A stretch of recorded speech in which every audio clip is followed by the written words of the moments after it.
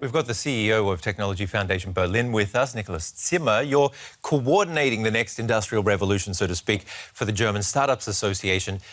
Is it and I hope they're not watching right now, but is it a challenging job or just frustrating? Well, it tends to be both at times, right? So on one hand, it's very interesting to see what startups come up with as ideas. But when you see how hard it is to get that implemented in the real-world legacy industry, it's sometimes mind-bending how much people don't understand that this is a very urgent thing they have to tackle. I think most of the companies and company leaders have understood that it's something which is important. But what they don't see is that it's urgent, because they see their order books, they are full, so they say everything is fine. And I think that this is one of the major problems we have. But isn't it just a case of hiring a few natives, digital natives? I mean, they use Snapchat, they know how the digital world works, and social media, to get them on board would fix their problems, wouldn't it? Unfortunately, it's not working this way. On one hand, I mean, that's one of the great misperceptions. They see young people using Snapchat or Facebook or whatever, and they think, well, they are digital natives. They know how a digital economy works. That's not the case. They're just using something they play with. So I don't want to be too offensive, but it's basically the question of whether people can think digitally. And that's not the case with most of the people that are leaving our schools and universities.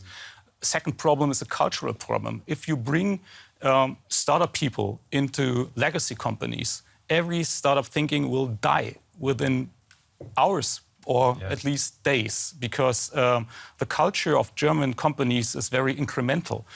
They are innovating incremental, and they are looking into their one product they usually have, and they want to make it better day by day, and they're looking into what their customers demand from them. A startup works differently. A startup looks into somebody has an idea, and somebody wants to revolutionize something, and somebody wants to shoot for the moon.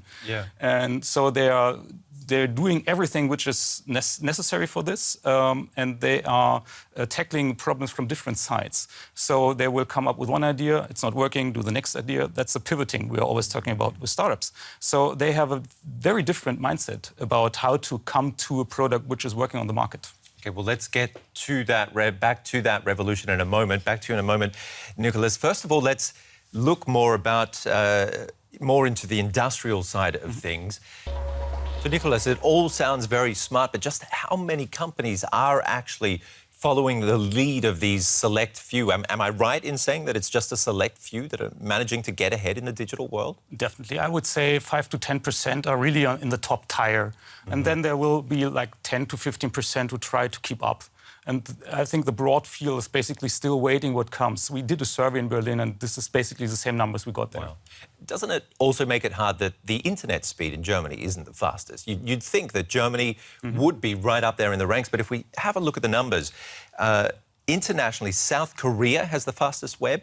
It's followed by Hong Kong, Norway, Sweden and Switzerland. And then Germany's all the way down in 26th place. Why is that? Yeah, that's a good question. I mean, that would be some investment which would make sense, basically. But on the other hand, the Deutsche Telekom usually says if nobody pays us to bring glass fiber to somewhere, then we will not do it.